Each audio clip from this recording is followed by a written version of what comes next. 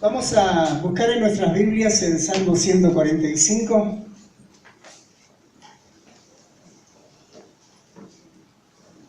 Dice Salmo 145, versículo 5.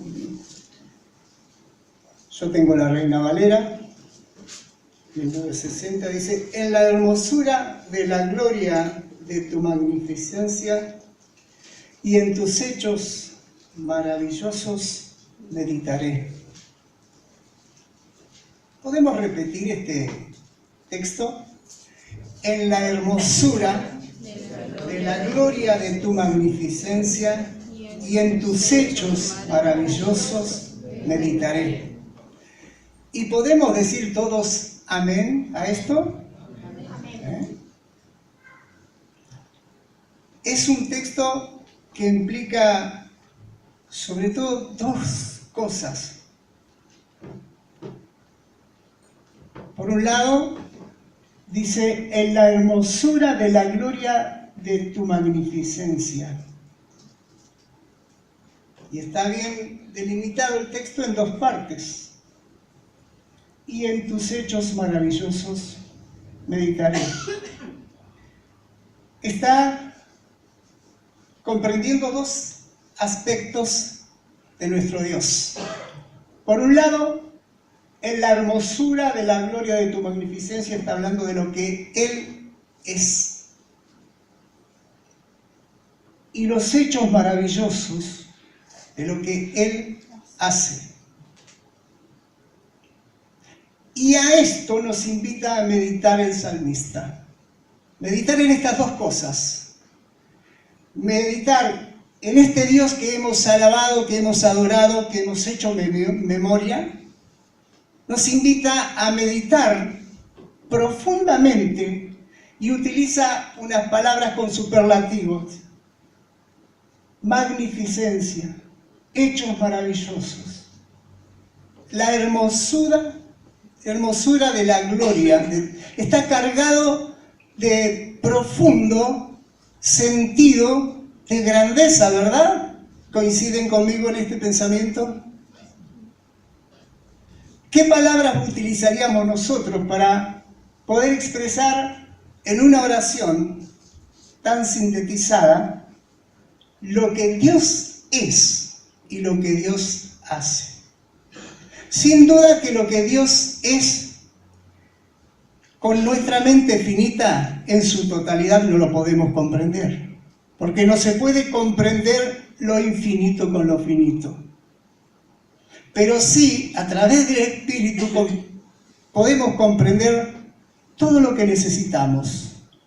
Porque Él, a través de su Espíritu, nos provee de todo lo necesario para ello.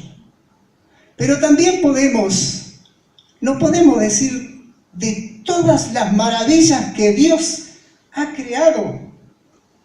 Porque la otra vez decíamos, bueno, el universo se sigue expandiendo.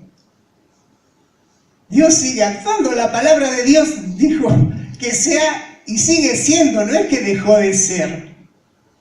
A veces, como decía el salmista, este pensamiento es demasiado maravilloso, demasiado grande para mí, no lo puedo comprender, pero es así. Dios no tiene límites. Este Dios que adoramos no tiene límites. Y los hechos de Dios son realmente muy maravillosos. Y lo que Dios hace cada día es maravilloso. Hoy vamos a hablar, mis hermanos, del Dios proveedor, de ese Dios, como dice en este versículo 15, dice, los ojos de todos esperan en ti, y tú les das su comida a su tiempo. Abres tu mano y colmas de bendición, como dice, a todo ser viviente. Todos los que estamos aquí estamos incluidos en esta bendición de Dios. Más allá que en nuestro corazón le tengamos o no. toda la gente que está afuera, aun aquellos que niegan la existencia de este maravilloso Dios, reciben las bendiciones de Él. Por eso Jesús dijo que Dios hace llover sobre justos e injustos. Y su bendición también. ¿Por qué Dios provee tan abundantemente? ¿Por qué Dios da tan abundantemente? Porque tiene que ver con uno de los atributos. ¿Se acuerda que hace algunos meses estudiamos los atributos de Dios? Y estaba, no sé quién de los hermanos expuso el atributo de la bondad de Dios. ¿Fue Marcelo? No. Sí, Marcelo. Okay. Tiene que ver con la bondad de Dios. La provisión de Dios y el dar de Dios. El Salmo sigue diciendo en el versículo: abres tus manos y colmas de bendición a todo ser viviente. Ahora, si nosotros nos podemos a meditar en toda la provisión de Dios, tiene que ver con una variedad de aspectos que los vivimos cada día, pero que no los tenemos en cuenta. Así que me gustaría que en esta mañana meditemos, como leíamos en el texto, meditemos en este maravilloso Dios y toda la provisión que nos da, pero a cada momento. Dios podría haber hecho el mundo, podría haber creado al hombre sin que fuera todo tan hermoso, ¿sí o no? Podría haber hecho flores que no tengan aroma, ¿sí o no? ¿Verdad? Podría habernos hecho a nosotros, creado, sin el gusto, ¿sí o no? ¿Saben lo que es el gusto? Esta semana, les comento así entre paréntesis, esta semana me invitó un vecino del campo, hizo, por un lado, cerdo y por otro lado, chivo. Estaba tan rico el chivo y me dice, fracasé con el cerdo. Yo digo, no, yo prefiero de los dos, prefiero esto. Dios nos ha dado el sentido del gusto y para otros, y son distintos. A mí me gusta una cosa y otro disfruta, pero ese disfrute tiene que ver con la provisión de Dios para cada uno de nosotros. Hasta en los más íntimos detalles, Dios nos ha provisto. ¿Cómo no darle gracias? ¿Cómo no meditar en estos aspectos? De poder saborear algo y decir, gracias Dios por esto que estoy saboreando. Dios lo hizo así. Otro disfruta de otra cosa. Yo disfruto de esto. Y le doy gracias y le doy gloria a nuestro Dios. Todo manifiesta la bondad de Dios. La tierra está colmada de maravillas preparadas para nosotros, aún en los más pequeños detalles. Yo, mientras más edad tengo, me estoy poniendo un poco más huraño, en el buen sentido de la palabra, porque puedo disfrutar en el campo del canto de los pájaros. Los pájaros cantan acá también, ¿verdad? Pero es como que allá yo les presto más atención, porque el ruido de la ciudad me lleva a otras cosas. Pájaros hay en todos lados, pero allá los disfruto más. Y yo digo, gracias Señor por ese canto, porque me estoy dando cuenta de algo, de este detalle, y vos querés que yo me dé cuenta, y en otro lugar no lo disfruto. Gracias Señor porque esto lo hiciste para mí. Esto forma parte de todo lo maravilloso que Dios ha provisto para nosotros. Y el salmista nos invita a meditar en estas maravillas, en lo que Él ha provisto para nosotros. Yo busqué en el diccionario de la Real Academia Española la palabra proveer. ¿Saben lo que dice? Suministrar o facilitar lo necesario o conveniente para un fin. Suministrar o facilitar lo necesario o conveniente para un fin. Esto me llevó a un análisis pequeño así, que dice que está orientado a satisfacer una necesidad. El hecho de que Dios provee es porque yo lo necesito. Me dé cuenta o no me dé cuenta, pero Dios me provee de algo porque yo lo necesito. Y es conveniente que se satisfaga esa necesidad no por un fin primario, sino por un fin último. Por ejemplo, la planta, todas las plantas necesitan nutrientes, necesitan abono, ¿verdad? Pero el fin último no es que la planta crezca linda y gorda, sino que la planta ¿de qué cosa? Frutos, que cumpla con su propósito. Este ejemplo lo podemos tomar para nosotros. Dios nos provee a nosotros, pero no para que nosotros digamos, mirá qué linda la reunión que tuvimos hoy, realmente sentí la presencia de Dios, me sentí re bien, alabé a Dios, adoré a Dios, listo. Reconozco que todo me lo ha dado Dios, sí. Reconozco que Dios es el proveedor de todas las cosas, sí. Pero ¿cuál es el fin último? Dios siempre mira más allá que nosotros. Dios está mirando el después.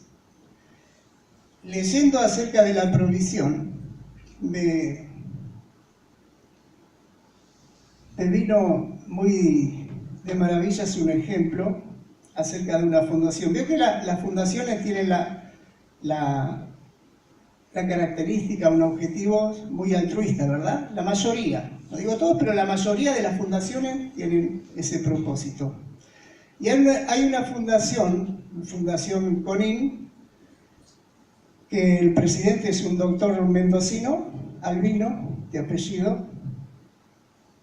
Este doctor se preocupa porque todos los niños, desde la gestación hasta los 5 años, se les provea de todo lo necesario en cuanto a la nutrición. Pero él no está mirando solamente que el niño sea bien nutrido, está mirando a los adultos, porque él, como estudioso, sabe que las neuronas que se mueren en el primer año de vida por desnutrición no se recuperan más. Y eso influye cuando es adulto. Y eso influye en la sociedad. Y eso influye en toda Latinoamérica, por decirlo. Es decir, lo que este doctor ve es precisamente esto que Dios hace con nosotros. Dios nos provee, pero con un propósito mucho más superior a este momento que estamos viviendo. Dios siempre mira más allá. Este doctor lo hace en un sentido como doctor, y está muy bien la fundación lo que hace, pero el ejemplo lo vi clarito ahí, porque él está viendo más allá.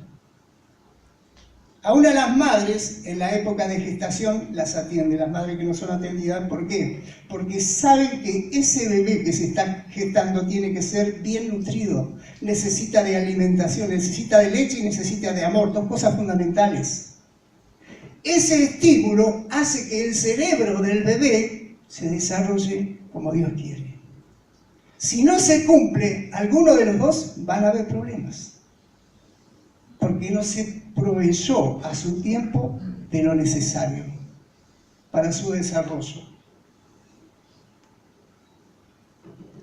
Lo que la palabra provisión proveer está orientado a satisfacer una necesidad. Una necesidad, podríamos decir, imperiosa. ¿Qué relación tiene la palabra proveer con la palabra ver? ¿Habrá alguna relación? Los veo hoy, los veo así muy quietos, muy estáticos. ¿Tendrá alguna relación?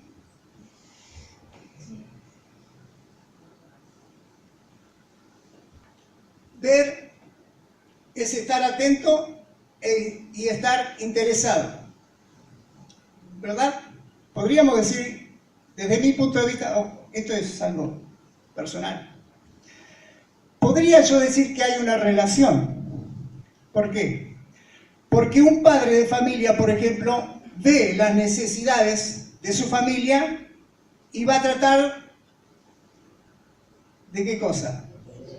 De proveer a esas necesidades, pero a esas, no a otras, ¿verdad? Jesús dijo, ¿qué padre de familia que si su hijo le pide un pescado, le va a dar una serpiente? O si le pide pan, le va a dar una piedra. ¿Se acuerdan de ese texto? Es decir, el padre de familia orienta la necesidad y provee, pero aquello que específicamente necesita, no otro, no otra cosa. Dios te va a proveer de lo que vos necesitas. No por ahí si vos le pedís un capricho, porque podés decir, bueno, pero ¿cómo estaba diciendo Isaac? O lo leemos en la Biblia que Dios provee de todo. Dice, abres tu mano, dice el salmista, y colma de bendición a todo ser viviente, a todo. O sea que yo estoy incluido. Cada uno de los que estamos acá, tengámosle, seamos chiquititos, pero estamos incluidos en todas las bendiciones de Dios.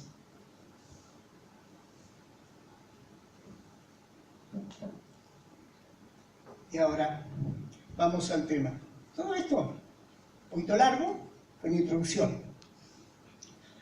Vamos a la mayor provisión para la mayor necesidad del ser humano. Génesis capítulo 22.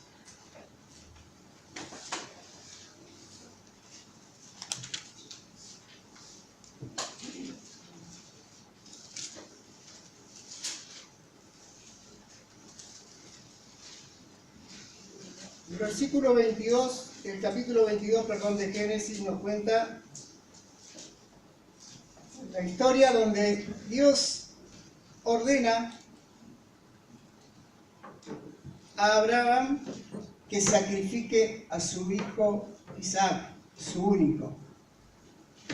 Y lo vamos a leer un poquitito rápido, porque la hora avanza. Dice, aconteció después de estas cosas, lo leo completamente por si por ahí no recuerdan bien la historia. Aconteció después de estas cosas que probó Dios a Abraham y le dijo, Abraham, y él respondió, heme aquí. Y dijo, toma ahora a tu hijo, tu único, Isaac, a quien amas, y vete a tierra de Moriah, y ofrécelo allí en holocausto sobre uno de los montes que yo te diré. Y Abraham se levantó muy de mañana, enalbardó su asno, lo preparó, y tomó consigo 2 siervos suyos, y a Isaac su hijo, y cortó leña para el holocausto. Y se levantó y fue al lugar que Dios le dijo. Al tercer día alzó Abraham sus ojos y vio el lugar de lejos. Prestemos un poquito de atención, corto la lectura. El Señor ya había hablado con Abraham anteriormente, pero en esta oportunidad le pide aquello en lo cual Él le había dado las promesas de que iba a tener una gran descendencia. Ese hijo pide que lo sacrifique. Abraham automáticamente enseguida, se dice, se levantó muy de mañana. Abraham escuchó y obedeció enseguida. Y caminó 3 días. 3 días. O sea que tuvo tiempo de meditar bastante en esto. Esos 3 días, él iba caminando con Isaac al lado. Isaac no era un niñito.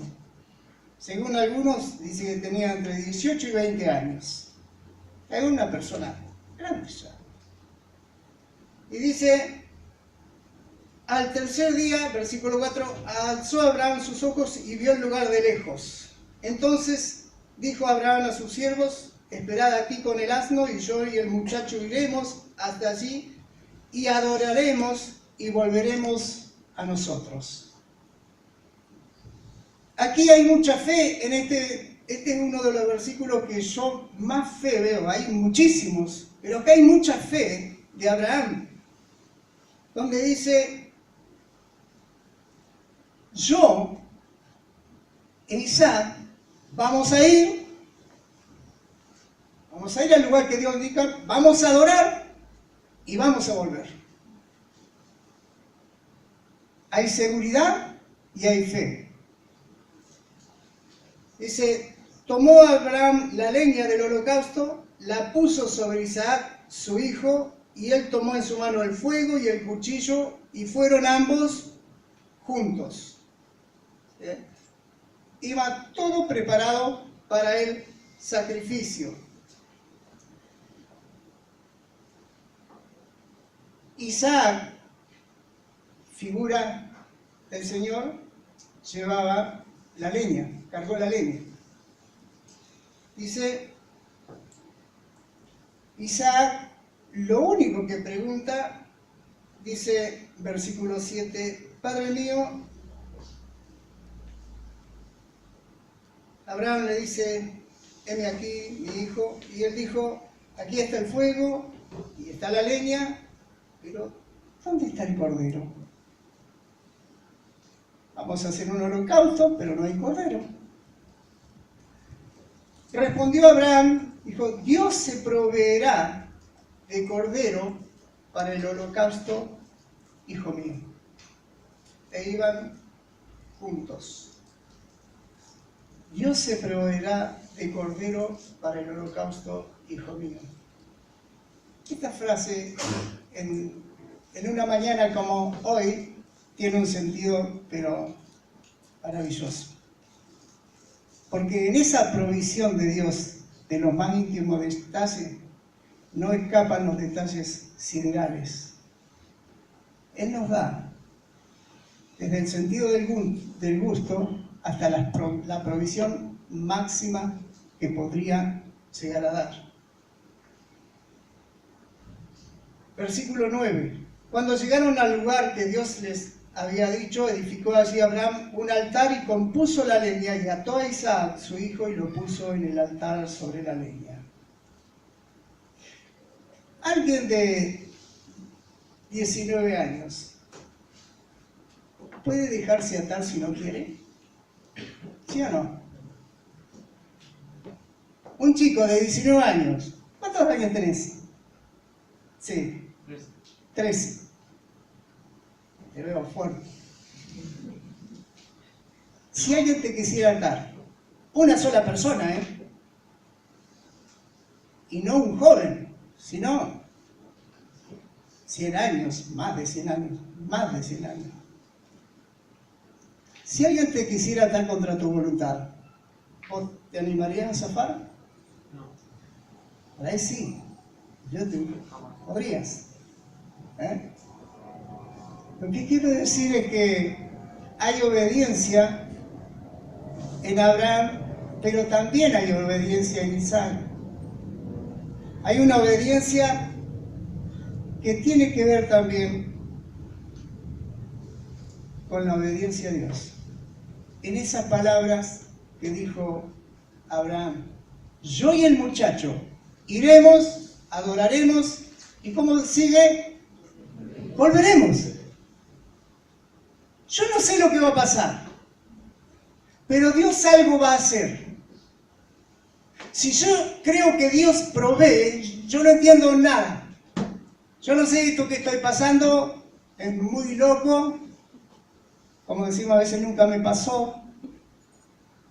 Yo no sé qué, pero Dios va a proveer, Dios va a obrar. Y como decía el Salmo, Dios obra hechos maravillosos. En estas cosas estoy meditando en este momento. En lo que Dios obra de forma maravillosa, en eso medito ahora. Dice el versículo 10, y extendió a Abraham su mano y tomó el cuchillo para degollar a su hijo. Qué terrible.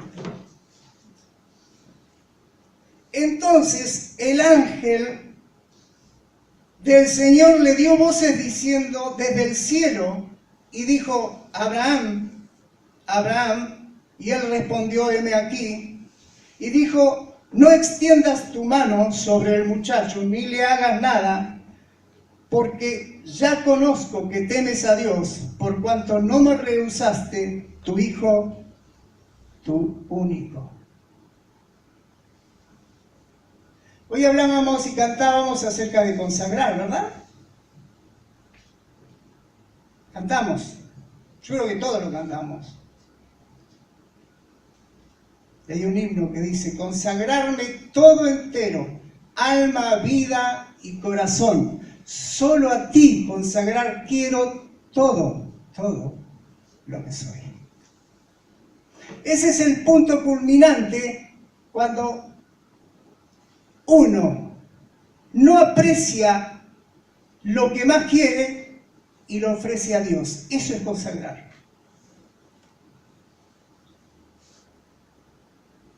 Y el ángel detuvo la mano. Dijo, porque ya sé que temes a Dios. Ahora, hay unos detalles maravillosos que el tiempo no nos da, porque yo leyendo, esto por supuesto que uno lo conoce desde años y lo ha estudiado otras veces, pero esto es lo maravilloso para mí, mis hermanos, de la palabra de Dios. Que mientras uno más lee, mientras más estudia, es como que se produce algo en nuestro interior y ese Dios maravilloso se hace más maravilloso todavía. Ese Dios grande se hace más grande todavía. La máxima expresión de la bondad de Dios se mostró en proveer un cordero para el holocausto. De lo cual, esta historia que estamos leyendo es figura, porque dice, versículo 13, entonces alzó Abraham sus ojos y miró, y he aquí, a sus espaldas un cordero, trabado en un zarzal por sus cuernos, y fue Abraham, y tomó el carnero y lo ofreció en holocausto, en lugar de su hijo. Y llamó a Abraham el nombre de aquel lugar, el Señor proveerá. Por tanto, se dice hoy, en el monte del Señor será provisto. En el monte del Señor será provisto. Esta expresión, en el monte del Señor será provisto, en otras versiones está, que también tiene mucho sentido, Dios proveerá lo necesario. Lo encontramos en otras versiones. En el monte, en la montaña, Dios proveerá lo necesario, lo que necesitamos. En este monte fue construido el templo. En este monte ocurrió algo precioso, maravilloso. Siglos después el Señor Jesucristo dijo, Abraham, vuestro padre, se gozó de que había de ver mi día. Y continúa el Señor diciendo, y lo vio y se gozó. En esta experiencia, en esta historia, está implícita la historia del Monte Calvario. Dios proveyendo lo más necesario para el hombre, para solucionar el problema más grande del hombre. Lo que ocurrió en el monte Moriah es símbolo de lo que ocurrió en el monte Calvario. En Moriah, Dios proveyó un cordero para el holocausto. En el monte Calvario, Dios proveyó a su Hijo el holocausto y para la limpieza de nuestro pecado, de tu pecado y de mi pecado. Y este Dios que todo provee. Nos dice Romanos en capítulo 8, 30 y algo, si Dios no escatimó, si Dios no negó a su propio Hijo, ¿cómo no nos dará también con Él todas las cosas? El Dios que todo provee, mis hermanos. El Dios que todo, desde las cosas tan pequeñas, como el gusto, como disfrutar de un cuadro, como disfrutar de las bellezas que a veces ni las tenemos en cuenta, hasta las cosas más grandes que podemos imaginar. Este es, como cantamos, el Dios que adoramos. ¿Podríamos decir todos acá, bendita provisión de Dios en el Monte Calvario? ¿Lo podemos decir? Bendita provisión de Dios. Y más bendito, mis hermanos, es que no es solamente para los que estamos aquí. Esta provisión de Dios es para todos. Es para todos. ¿Cómo no hablar de estos hechos maravillosos? ¿Cómo no decirle, Señor, te adoramos? ¿Y cómo no ser agradecidos y reconocidos en lo que Él nos da? Para reconocer tenemos que dejar de lado todo orgullo, ¿verdad? Y toda soberbia. Todo orgullo y toda soberbia. Yo tomé un texto que me gustó, dice Proverbios 11:2, el orgullo lleva a la deshonra, pero con la humildad viene la sabiduría. Para reconocer lo que Dios provee y te provee, necesitas humildad. Para reconocer todo esto que estamos hablando, necesitas humildad. Y reconocer también que la palabra de Dios es verdad. Que cuando la palabra de Dios dice, todos pecaron, todos los hombres son pecadores, tiene razón. No hay justo ni aun uno, tiene razón. Y si reconozco que soy un pecador, también tengo que reconocer que estoy en un problema, que tengo una necesidad, pero tengo un problema real, una necesidad real. Porque estoy totalmente alejado de la gloria de Dios, porque soy pecador. Pero ahí es donde el Dios que todo provee satisface esa necesidad. Porque el sacrificio de Cristo me reconcilia con Dios cuando yo recibo a Jesucristo como mi único. Único quiere decir, como decimos siempre, que no hay otro, No busques en otra cosa. No busques en ninguna otra persona, en ningún otro ser, sino solamente Jesucristo. Porque el anhelo, el deseo de Dios amoroso es que todos procedan al arrepentimiento. ¡Qué maravilla es esto! Él sigue proveyendo y Él quiere proveer hoy, en esta mañana, de su Hijo, de salvación. Él te quiere proveer de salvación. Si no tenés seguridad de que Cristo te quitó absolutamente todos los pecados, podés recibirlo. Esta es la provisión de Dios que todo provee. Yo repito y repito muchas cosas, muchas veces lo mismo, pero los ejemplos son muy claritos a veces. Si yo tengo una fiesta, un casamiento, si yo tengo un cumpleaños, invito a todos mis amigos. Difícilmente falte alguno a una fiesta. ¿Cuánto dura una fiesta? ¿Una noche?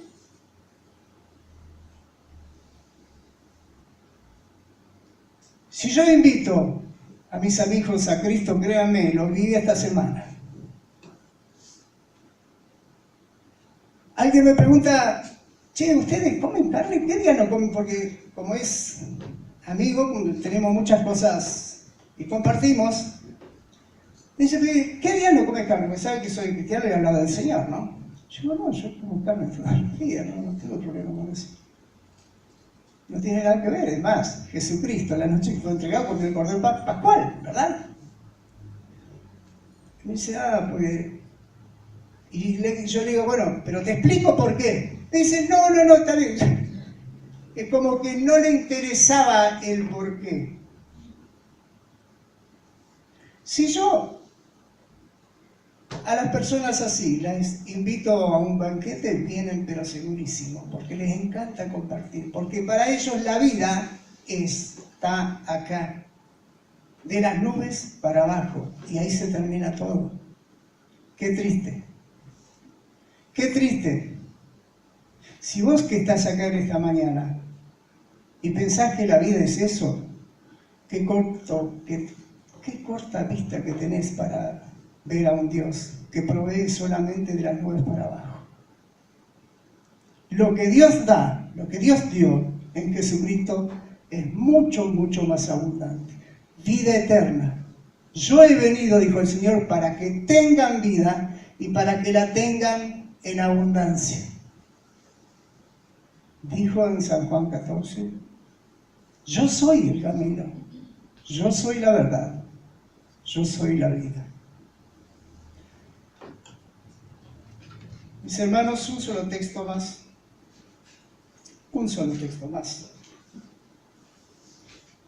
Porque este Dios proveedor provee de muchas cosas. Pero quiero leer Salmo 78, 19. El Dios que provee nos dio ejemplo en toda su paso por esta tierra. Él mencionó las aves, dice, Dios alimenta a las aves.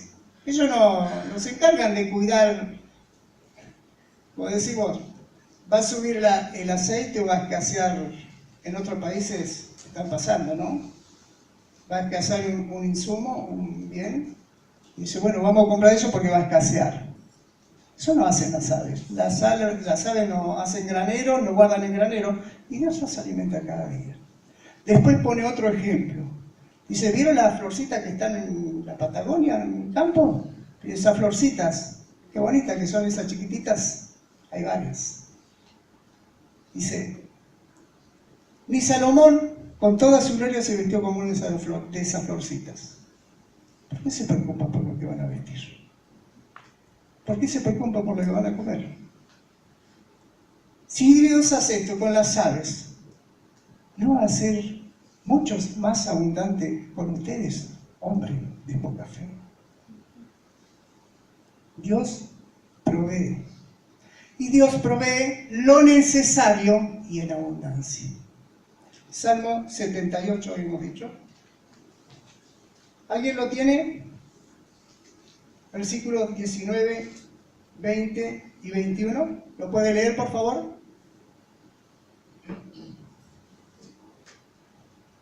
Murmuraron contra Dios y aún dijeron, ¿podrá Dios tendernos una mesa en el desierto? Cuando golpeó la roca, el agua brotó en torrentes. Pero ¿podrá también darnos de comer? ¿Podrá proveerle carne a su pueblo? Cuando el Señor oyó esto, se puso muy furioso. Su enojo se encendió contra Jacob, su ira ardió contra Israel. Gracias, Javi.